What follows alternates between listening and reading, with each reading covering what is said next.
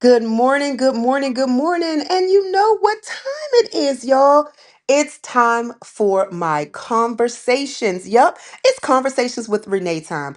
And as always, I always have amazing guests with amazing stories, and we have good, amazing conversation. And on this journey, we meet a lot of people, and I cannot say this enough. When you are a certain type of person, you draw a certain type of person. Now, may it be positive or negative, you're going to draw who you are. So I tell people, why you mad because everybody around you are people you don't like? I think you might take a look in the mirror and see how much you like you. When you like, oh, she act like this or he act like this, it's like, you know what? That's a part of you that has drawn that person to you. So, I always say, what I'm saying, check yourself before you wreck yourself. And it's good to know good people. And I ran into, well, not really ran into, I had a good time with this young lady on we had a brunch. We were invited to a brunch and we just got to talking and we start sharing, and before you know it, I was like, girl, you have got to come onto the station. And I only got a little bit. We was just talking a little bit. So today I want to introduce you to Dawn Nita, right? Yes, yes. Good morning. Good morning, everyone. It's a pleasure to be here. It's such a pleasure to have you here with me, sis. Listen, we had a brief little conversation, and I was telling you, you are like the epitome of what this station is about. It is truly about destiny over drama, having challenges, understanding that it's not so much as where you started, and it's look, and I want to say this because we hear it's not where you started, it's where you finish. I Yes, like to inject this. It's not even just not where you started, it's the process because that determines where you finish or how you finish. yes, yes. You I know, agree. I agree. yeah, because I think sometimes we give people false hope and just be like, if you had a bad start, you gonna have a good one. No, that's not true. If you had a bad start and then you don't do anything with the process, you're gonna have a bad ending too. You know what I'm Yep, saying? yep. You got to put the work in. Gotta put the work in. And so when I was like, all right, girl, what we gonna talk about today? What we gonna share? You hit me in the head because I'm like, everybody has a story, right? And Yes, my story also in details, being a teenage mom and everything. I was pregnant in the 12th grade, and I say this, Donita as well, that um you know, it's not that I take away from my story or anybody else's story, but sometimes I say you just have to listen to someone else's story to either understand how blessed you are or to understand how great you can still become, because the Bible does say that people are won over by the words of our testimony and by the blood of the lamb, right? So when right. we hear other people's stories, it's like, oh wow, right? You become, like the Bible says, that living epistle read of many. People are looking at your story and like, oh, he made it, she made it. Oh my gosh, like that gives me strength to make it. And we were, getting your information, and you said, hey, I became a mother at 16 years old. And you were in the 10th grade. I was 16 in the 12th grade and pregnant. So I graduated like walking across the stage with my baby. But you said by the time you graduated, you was pregnant with what, your third child and then With my married? third, yes. Walked Mm-mm. across the stage with my third child and also was married. Got married in the 10th grade because I was pregnant. So, yeah, it was a struggle. It was a ladder to climb to defeat teenage pregnancy at those days, and still become something and graduate. Now, wait a minute. Mary in the 10th grade, 16. Let me ask you this, sis. What state was you in, and or who gave you the permission at, at 16 to get married? I know. Well, it was pressured on me because, I was in church. Mm-hmm. Oh, girl, you And said hey, something you're right there. pregnant, you and your baby need a name today. So Wow. that's how that came about. And it happened and yeah, but I was also encouraged to continue school. Right. So I went to school every year. I showed up pregnant, the whole 9 months. Wow. So yeah, But wait. But wait, sis, you said something right there because I mean, my listeners know that, I'm a licensed ordained minister in the Christian faith and everything, but I don't do religion, I do relationship. And a lot of times people don't want to tackle and it may not, you may not, it may not have been that way for you, but sometimes people don't want to tackle spiritual abuse. That right there for me would fall under the auspice of being really manipulated into something that you weren't spiritually, emotionally, or psychologically ready for. And Absolutely. a lot of times, Absolutely. yeah, right? And so, I had to cover everybody else. My mother's in church. You can't have a kid out of wedlock. right, you can't have a kid out of wedlock, but you can have a kid or you can get into a marriage that you're not ready for. And it constantly sows seeds that will continue to ruin your life, that'll give you more bondage that you got to get out of. But you said something, you covered everybody else. Who was covering you? Right, right. I was pulling for strings, and that led to me being in situations, and I had to deal with that. Every year I was pregnant because no Mm-hmm. one was talking about birth control. No one was talking about, things I should have been doing Mm-hmm. as a teenage mom. That I felt that, that fell through the cracks. It led to domestic abuse, Ooh. with an older man. He Wait, wants to so the be my man that she father. was pregnant by wasn't in school with you? Oh no, no. See, wait a minute. I told you, wait a minute. See, you should have told me to sit down. I don't even drink coffee. You should have told me get me a cup of coffee for this one. No, ma'am, no, ma'am. But um, it led me into a situation where I never thought I'd never seen nobody been abused, so I didn't know how to get out of that. I Right. was taught, for better or worse, and here I done married this man. I'm thinking it's gonna get better. You know, it took the death of Wow. my son for me to realize, life don't have to be like this. Um, Ooh. there's Mm. something better. It was a wake up call. I didn't even know that. But again, when I said that you are almost like like I said, the epitome of the foundation or what this station is about, it was the death of my son that actually birthed this radio station. And Yes, we haven't had this conversation. So this yes. ain't nothing but divine alignment because It when was. I read your story and I said, oh my God. I'm like, what? You're right. And I look at it sometimes, well, not really sometimes. I look at it and I equate it to the death of our father, right? For those who claim Christ as their father.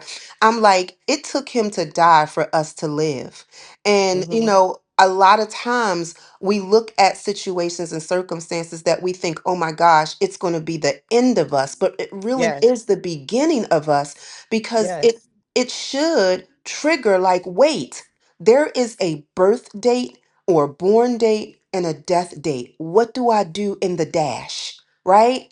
And if you're still living, it's like you're on that dash. You're in that between part. What are you doing with that between part? You know what I'm saying?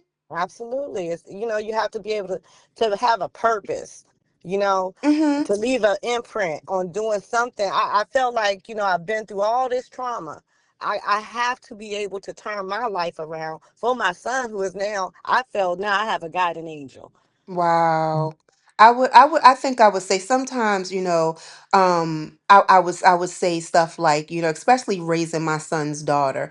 I used to just be like in the beginning, I really did. And sometimes I'd be like, Gary, look, you know what I'm saying? My son's name was Gary. I'm like, look, Gary, I'm like, Mhm. look at her. She's smart. Like you're giving me sometimes some strength. And I know it's Holy Spirit voice, but he'll allow me hear my son's voice. Mom, you got Yes, this. You got this, yes, Ma. You know what I'm saying? When I just be like, man, it's too much, it's heavy. I hear him, you got this, Ma. You got this. And yep, I'm like, Lord, thank you for even though I know it's your voice, but you're giving me a familiar voice to give me that strength as well to just be like, you got this. You know what I'm saying?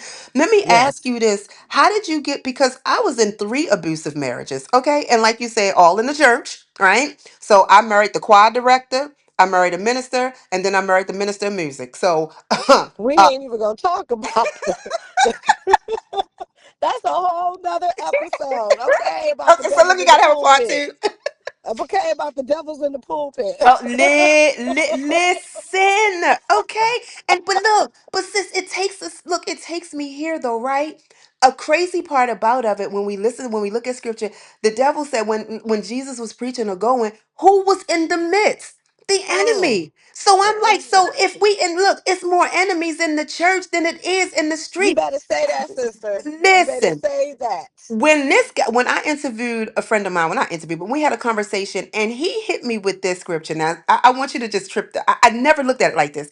He said, "What does the word say about, you know?" And I'm like, "What are you talking about?" He's like, "John 3:16." I'm like, "Oh, I know that. Everybody know that." I'm like, "For God so loved the world that he gave." He stopped me. He's like, "So go back." I'm like, "What?" He said, "For God so loved the world." And here it is in church. This we told you gotta hate the world. The world is not of God. This that, and that. And Hmm. it's like, wait, but for God so loved the world that He gave His only begotten Son. And I was like, I've been quoting that for forever, but yet and still had to, but being taught that you're supposed to hate the world and everything of it. And I'm like you said, and I believe that this is the same strength you had. You had to unlearn what you learned.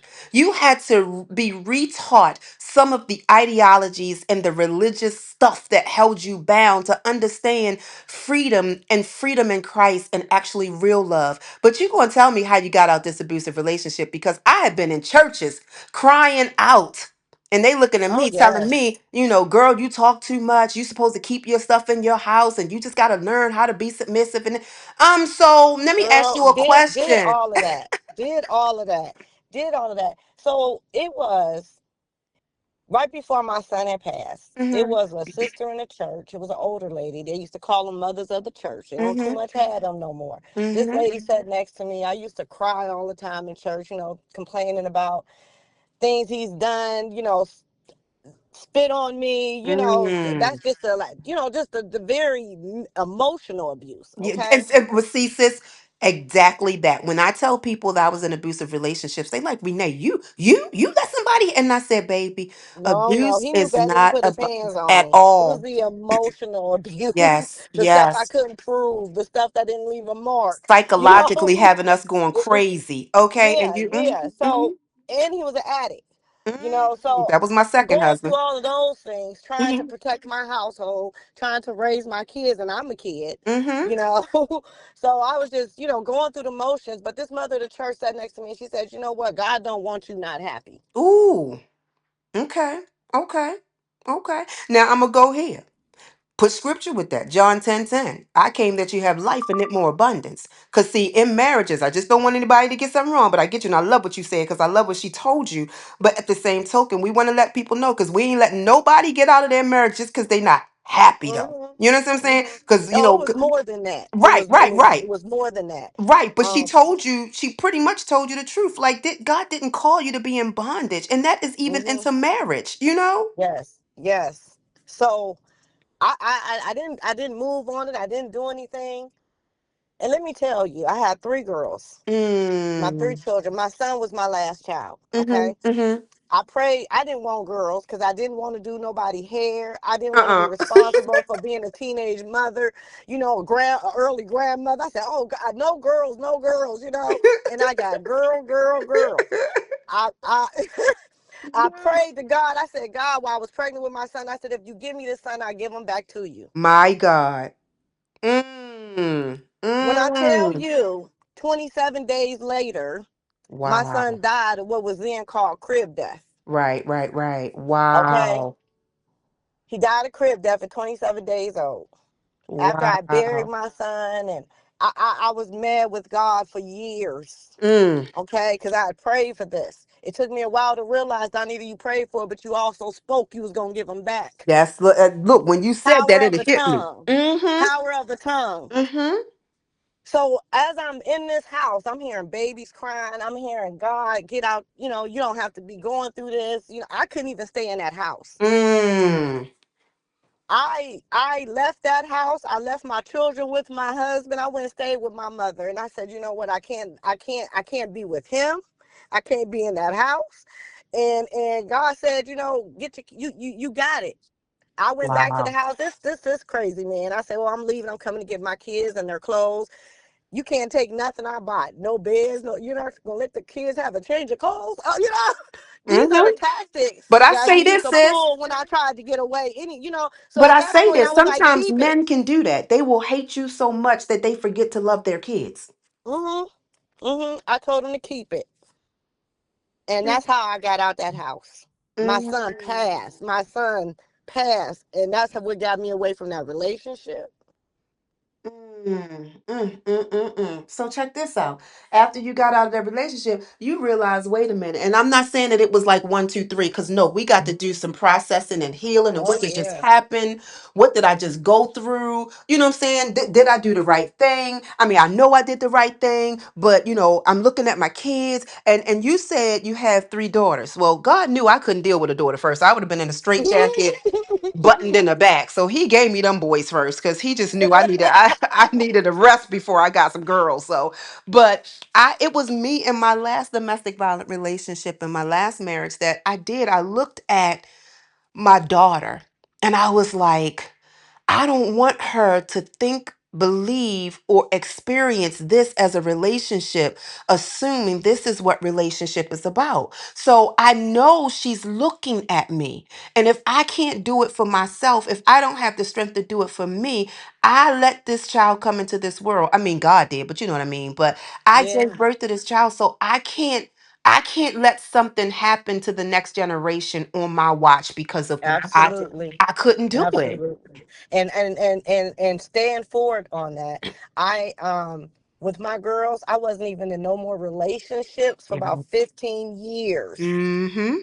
because I Mm-hmm. was scared to have a man around my children, to the point where that they are involved with them, because Right. he still was involved, my ex-husband, with his kids. Mm-hmm. So Mm-hmm. they went to him every weekend and things like that. So I didn't interrupt that, but I Good. didn't have a man in my house, in my life. You know what I mean? Because Mm-hmm. I didn't Mm-hmm. want them to experience. And I said, God, I'm attracting this kind of man. I was scared to be involved in that. I had to be stronger. It took me years to even get to the point to trust a man enough to be Mm-hmm. in my space where I know I'm safe at. I know that. No, I know that's real because again, we have to process all of that stuff out of us, right? And like I was Hmm. saying, even in the beginning of our conversation, it's like we do attract certain people when we're in certain places. You know what I mean? Yep. So if we're Yep. in the process of healing, a lot of times, honestly, depending, we can attract someone who will further help us along in our healing, or someone who will advantage and abuse us while we're in the process of healing. So we got to make Yes. sure that we hold ourselves accountable to really process some stuff. And I'm gonna be truthful and honest, as I always am. I'm very transparent. After my relationship with my last husband, like you said, I was just like, hey, let's check this out.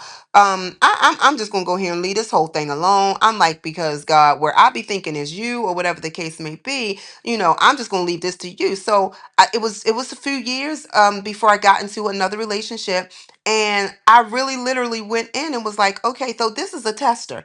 I was like, this a test dummy case, not him, but I was just like, because what am I still not healed from? What have I overcome? Where am I at in relationships that help me understand? Because I'm not going to be scared of a relationship, but I'm not going to jump into one either. Why? Because I have to see, where is Renee right now? You understand what I'm saying? And I Yes. and I Yes. realized, as much as the relationship had its amazingness and things of that nature, there was still some things that I needed to deal with and some things I still needed to process through. And I felt it was so much self-love and self-care to be able to say, let me step away from this relationship to still have that best relationship with myself. Because if you're Yes. your great if you're your best self, you're going to bring and present that best self to another person.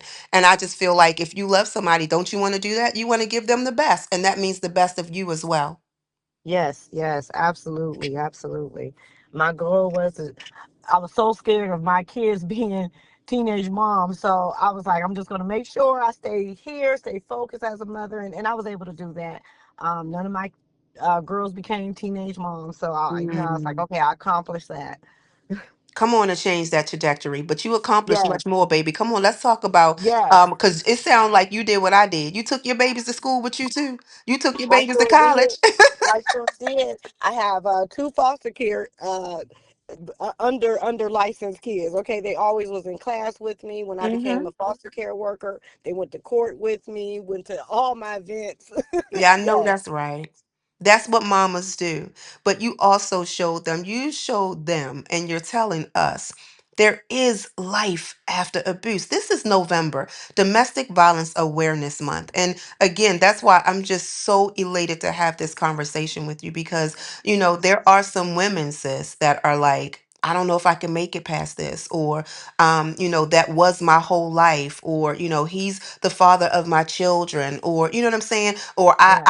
I put my life on hold so that I could be, a good mother, a good wife, and stuff like that. And they really are at a space where they're like, am I going to be able to make it? Like, is it really life after this? Because sometimes we do engulf ourselves into these relationships and forget us, forget how special and wonderful and beautiful we are, how powerful we are, how that we have a purpose in life as Yes. well. Beyond wife or mom or parent, you had to do things for you. And I heard you say, you went into the career of foster caring and helping other people. We go through stuff, really. I know it's challenging for people to hear and understand, but we really go through stuff for us to develop and become a person to help other people get through stuff too. And Yeah. I hear that in you. So that's the person you are. So talk about that a little bit. I'm like, you are now in a position where you're helping other people. Like, what was that? I know we talked about your son, but what was that tragedy, that story, that thing that just woke you up even, and said, you know what? This ain't even about me. I gotta help other people. What this is about me being who I am so I can be in place for others. Well, yes, like I said, I went to school. Mm-hmm. Every year I was pregnant, 10th, 11th, and 12th grade. And that was because there was a social worker in my high school that when I Mm, became pregnant, I dropped out of school. I quit going for a couple of months, and she came to my house because I was a straight A student. I ran track. I was looking at a scholarship. I was wow. trying to go to the Olympics. I ran track for the city for about 7 years. And I was trying to be Marion Joy, I know uh, that's and right. and and she came to my house and she said, you know, you don't have to let this be the ending. You do not have to drop out of school. I'll come pick you up for school. We had a big school. And I said, I can't walk up these steps. It's too many Mm, steps. She gave me a pass for the elevator with the teachers. I mean, she really encouraged me to go to school every year, and if it wasn't for her, she said, don't let this be your end. You have wow. career goals. I always wanted to go into computers, but this whole situation with the domestic violence and getting over the grief and this social worker and embedding herself in my life Mm, encouraged me to change my career goals to be a help of somebody else. I mm, initially wanted to help reach out to teenage mothers because I seen a lot of my friends who was getting pregnant, dropping out of school, and not, and just giving up. yeah. And I never had that mindset. I always wanted to be more, no matter what I was doing. I always had goals. My ex-husband did not. He didn't understand it. He used to tear up my homework paper and all of this. The Mm, devil works. My mother had bought me a car to get back and forth to school. He used to bust out my windows and stuff so I wouldn't drive. I was driving to school on glass. I'm going to mm. school every day, okay? Because that's where I Whew. need to be. So it was a struggle to get there. And like I said, once my son died, it inspired me to continue my education. So it took me a while to heal, but in my 30s, I ended up going back to college, getting my bachelor's in social work, and then I ended up going back for my master's degree in human resource administration. I used my lifetime experience, including my professionalism, Mm-hmm. education, to assist anybody and advocate in the community for teenage mothers. I work with the elderly right now. Um, Homeless. I've worked with the homeless people as well as human trafficking. So I love to assist and support, and it makes me feel good to do something I would do whether I got paid or not. Absolutely. And that's when you know you're operating in purpose, on purpose, right? For a purpose. Yes. And the thing about it is, with you helping these people, a lot of times I find, with me going into the same field of helping, right? I find that, people who have experienced things, two things can happen.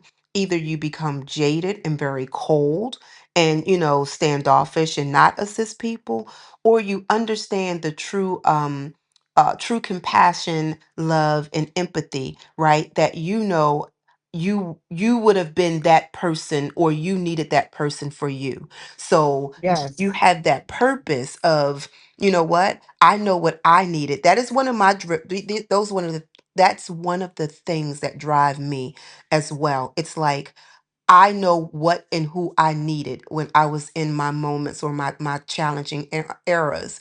And it's like, then I become that person for that person I see. You're absolutely right. It Yes. was your social worker, it was my 12th grade data entry teacher. Like, she just kind of took me on, and she brought my prom dress, not my prom dress, my senior dress, and brought me the dress, my graduation stuff. Like, I'm saying, in class, she would understand. She wouldn't look, she held me accountable, though. It wasn't like, oh, okay, just because you going through, don't do nothing. No, no, no. She held me accountable. And I think that that's what helps others keep pushing as well, that support, Yes. but that accountability. You know what I'm saying? Yes. Because you don't want to over nurture, and then that person becomes codependent. You see what I'm saying? But Absolutely. I like what you said. And I don't even know if you know that you said this. One of the ways to overcome the abuse, to achieve your goals or things of that nature, is you have to determine and have a mindset that no matter what, this is what I'm going to do. And I remember telling my son, when we would talk, the one who passed away, he was like, "Ma, why did you just keep going? Like, what made you keep going?" Right? And I told him, in the beginning, and I don't know if this was for you, in the beginning, I was angry. So my anger fueled my drive to keep moving. I wanted to make Yes. everybody who said something negative, or was a naysayer, or wasn't supportive, I'm gonna make all y'all look stupid. That's what I Oh used to think. yeah. And Oh I'm gonna yeah. do it. And then Yeah. look, sis, was it like this for you? Then when I ran out of anger, it just was like, well, wait a minute, now I need another motivation. Okay, okay, yeah, because people talk. I mean, every year, imagine your friend coming back to school. She pregnant again. She pregnant again.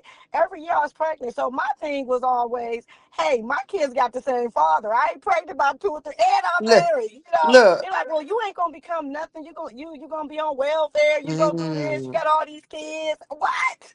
No, that's not wow. gonna be me. Wow. I know, look, I know that's right. And look, like you said, what you had your testimony. All my kids by the same baby daddy. Guess what? Okay. Look. I I was mean, because they were talking about, because it was, girls, and, for whatever reason, absolutely. things happen. I don't knock that, but y'all not going to talk. That's not me. That's not going to be my story.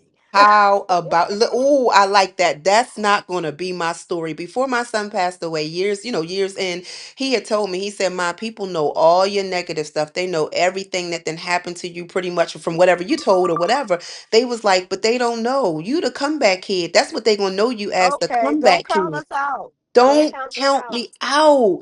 You Yep. absolutely right. And then you know what? You had reason. And sometimes those people, like you said, those naysayers, they can become your fuel to start you. But once you get the running, you find, wait a minute, I got my own strength. It's not Mhm. even about them. It's about me. It's about me. And then I figured out that my trauma is going to be my testimony. Mm-hmm. Mm-hmm. Mm-hmm. Absolutely. But that's what it is. And I'm going to find an acronym and do something, because I'll be doing stuff with stuff. I'm going to have to find some kind of acronym or something to put together for trauma and testimony, because that's exactly what it is. And the thing about it is, the enemy wants us to see it as trauma. But then we know the word says that all things work together for the good of them who love the Lord and For called the according to good. his purpose, Yes. as well Yes. as what the enemy meant for bad, God Yes. meant for good. He meant for good. We He just meant for have good. yes, we just have to find that silver Hmm. lining in that cloud. Promise is there. To every problem, there is a solution. To every situation and obstacle, there is an Yep. overcome. You just got to find it. You gotta find. You gotta be spiritually inclined and ready for it. It took me a while, like I said, that I had to realize, my son is gone, and I prayed for that. But what came out of that was this motivation, Mm, to get out that relationship, to become more in my life, to go ahead with my career goals, and I made the best decision. yes, you definitely did. And like you said, not allowing what looked like an outcome or a projected outcome because of all of the facts. I say this all the time, sis. There's a difference between facts and truth. The fact is, Yes. you had the children. The fact is, you were married. The fact is, you had an abusive relationship. I mean, abusive marriage. Fact is, but the truth was that that was not your end result. That was not what was purpose for your life. That was not who you were called to be. That was not the end all to be all. That was the truth. Yes. And we Yes. gotta get people to see that, don't we, sis? That, hey, this is the facts. Like, write it down. This is tangibly what you can touch. But let me tell you what the truth is. Truth is, you don't Hmm. have to be in this situation. Truth is, this is not your final say. Truth is, you can use this to actually elevate you to another level of your life if you allow Absolutely. yourself to do so. You know what I'm saying? Yep. Yep. Yep. Yeah, you didn't let your circumstances determine what you were. You let your circumstance be the fuel, or like almost like the dirt that you built to get out the pit to then walk on solid ground. Yes. Yes. To be my foundation.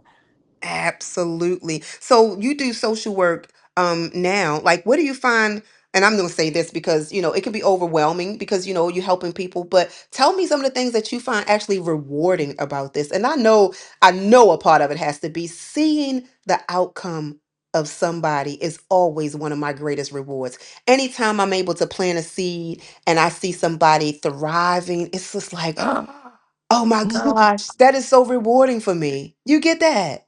Yes, yes. My reward is actually providing information to my community because Mm, it lacks so much information oh and yeah. doesn't utilize a lot of services due to myths and things like that. And I'm gonna speak about hospice in particular. Yes. A lot of our community don't utilize it. They think you have to be circling around the drain to get on hospice and things like that, and it means you're about to die. So to provide that information to our community, to utilize the hospice and to provide that care in the home so your loved ones not dying in a hospital or being in a nursing home and things like that. A lot of our community doesn't have that information on how to navigate that or ask the questions. So just being available to, Mm, to piggyback answers that they don't want to ask, or to, mm, to give it in layman terms to them. You understand? yeah, yeah. And Where I, they I can know they relate. feel comfortable talking to you too because Absolutely. you have experiences that you can relate to them. Now, I tell people all the time, that when you are in such a position as I'm going to say yourself or myself, where we've experienced so much, um we don't look at any letters behind our name. It's a blessing that we worked hard and them letters mean something, but it's Yes. more meaningful that a person is not a case number, a file, but they are actually a human Yes. connecting with Yes. you and is Uh, in need of another human. I'm just so glad that while AI is duplicating everything, I don't believe it'll ever be able to delete. I mean, duplicate a social worker, a real therapist. Because if you notice, they're now doing a lot of commercials about therapy virtually or AI and all that stuff, and you get no. Some of this stuff need that human touch, that person that went through something. That's just yes. like, what? Let's have a one-on-one conversation. That's why I don't really like I don't have interviews. I have conversations with people because conversations help you be your authentic self. They allow you to just be able to speak and feel and not, be tensed in anything like that, like you're trying to meet a Absolutely. goal. I love having conversations and I definitely loved having this conversation. Like one of my favorite lines when I go and I talk to people and I do assessments or I'm providing information is I let them know immediately, hey, I ain't always been a social worker. I know that's right. I think that's I important. need people where because I'm with you. Yeah. I'm here to provide you and put you in contact with the information. I'm your middleman. I work for you. I say that too. I work for you. What do you need me to do? Mm.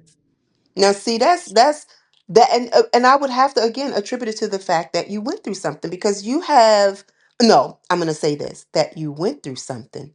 You recognized you went through something, you processed past it, and you got to next level. I had to say it that way because we all go through something. And I'm Yeah. saying it that way is because even when I had the degree, well, even with my degree and with challenges, like you said, I remember living in a domestic violence house. And because I had the degree, because I did social work, because I gave therapeutic services and things of that nature, they didn't help me. They was like, "Well, you know what you know what you need to do, but that's not the position that I'm standing in right now. I'm standing Hmm. in need of support." Do you understand what I'm saying? Yes. And Yes. so they disconnected the human side and looked at letters, my letters, degrees, physical things. I had 3 cars when I pulled up there, and they're like, "Okay, where you putting all them?" Ma'am, I don't know, but can we find a spot? Like, you're looking at the wrong Hmm. things. I'm here for Yes. healing. You know what I'm saying? Or Yeah. those times, even with a degree, sitting across from a government, like a food stamp worker, and you treating me like, pure crap, gum under your shoe, when, Yeah. baby, I got the degree and I really could sit there and do your job. I'm just in a situation right now. You I'm got in a this through a situation right program. now. Right. Look, you got this through a program, okay? Because, you know what I'm saying, a welfare to work program. But I could literally be your supervisor. I'm just going through some stuff and you treating me real bad. Like you've never Yeah. Like experienced you ain't been something. in this place. Right. Right. Absolutely. And this a couple times I have sat there swallowing, of course, my pride, but my mouth still get me into a little something else. And I look at her Yeah. and was You like, and me also. I would look at her and go, you know what? I'm going to pray that you never, ever, ever have to sit on the other side of your desk. Mhm. Mhm. Mhm. Mhm. Because this can be you. At any given time. Okay. Yes, ma'am. Yes, ma'am. Oh, Yes, so I'm so ma'am. grateful for people like you, right? That you know the value of a human life. Um, Yes. Understanding how important it is to not give up, to Yes. keep it pushing, to keep on, and to actually be active in the process to get to a better end. Yes. Yes. Well, I'm glad we got a chance to talk. So, you're gonna have to come back, right? We're gonna have to get together again outside of even just having our conversation because Absolutely. this looked like a good old time, right? You and me together somewhere is a good old time. I'm just Oh trying man, to we can say. go for days on comparing stories. Lord have mercy. Yes, yes. So look, so we're gonna end the conversation. They don't get no more of our conversation. We're gonna have some conversation after the conversation. But y'all listen, I thank you for tuning in, hearing this awesome testimony, just understanding that it really isn't where you start, right? It really is about the What is about the process because you do get to a better end, right? And you're yeah. going to get to some better word with the fact of the matter, and you're going to hear some better music right here at D.O.D Radio Network. This is the station for your best self, your best life, your best radio. That part and say that.